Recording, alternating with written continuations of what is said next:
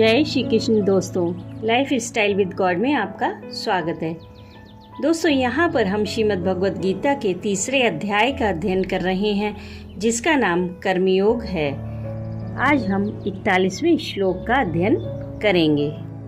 भगवान ने काम रूप बैरी के अत्याचार का और वह जहाँ छिपा रहकर अत्याचार करता है उन वास स्थानों का परिचय कराया। अब भगवान उस काम रूप बैरी को मारने की युक्ति बतलाते हुए उसे मार डालने के लिए अर्जुन को आज्ञा देते हैं। तस्मात् त्वमिन्द्रियाण्यादो नियम्य भरतर्षभा पापमानं प्रजहिहेनं ज्ञान विज्ञान नाशनम। तीसरे अध्याय के 41वें श्लोक में भगवान श्री कृष्ण अर्जुन से कहते हैं कि इसलिए हे अर्जुन, तो पहले इंद्रियों को वश में करके इस ज्ञान और विज्ञान का नाश करने वाले महान पापी काम को अवश्य ही बलपूर्वक मार डाल। इस श्लोक में इंद्रियों को वश में करने के लिए कहकर भगवान ने यह भाव दिखलाया है कि काम ही समस्त अनर्थों का मूल है और यह पहले इंद्रियों में प्रविष्ट होकर उनके द्वारा मन बुद्धि को मोहित करके जीवात्मा को मोहित करता है। इसके निवास स्थान मन बुद्धि और इंद्रियां हैं। इसलिए पहले इंद्रियों पर अपना अधिकार करके इस काम रूप शत्रु को अवश्य मार डालना चाहिए। इसके वास स्थानों को रोक लेने से ही इस काम रूप शत्रु को मारने में सुगमता होगी।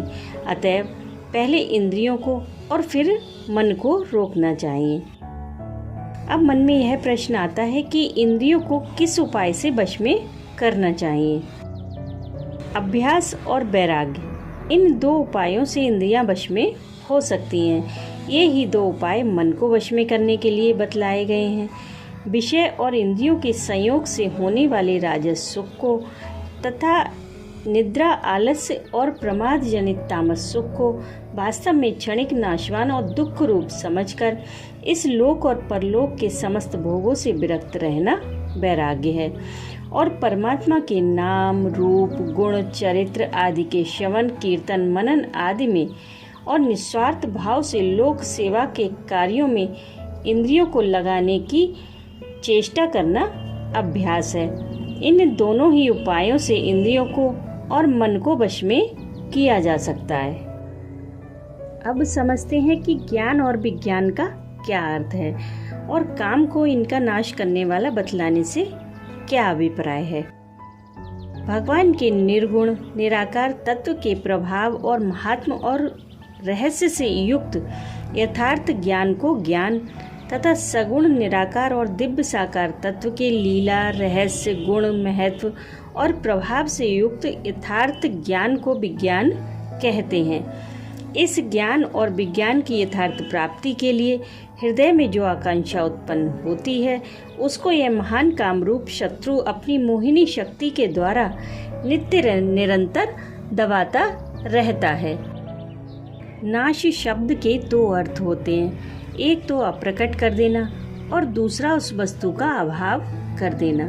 यहाँ अप्रकट कर देने के अर्थ में ही नाश शब्द का प्रयोग हुआ है, क्योंकि पूर्व श्लोकों में भी ज्ञान को काम से आवृत यानी कि ढका हुआ बतलाया गया है। ज्ञान और विज्ञान को समूल नष्ट करने की तो काम में शक्ति नहीं है, क्योंकि काम की उत्पत्ति अज्ञान से हुई है।